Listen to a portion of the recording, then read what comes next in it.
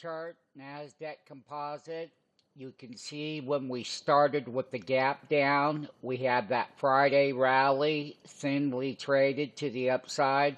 We're below the 20-day, that's at 18,380, and the 10-day is at 18,454.6, which will be the resistance. The bull does not get back in control until we close above where we had the gap down day. We didn't come to support.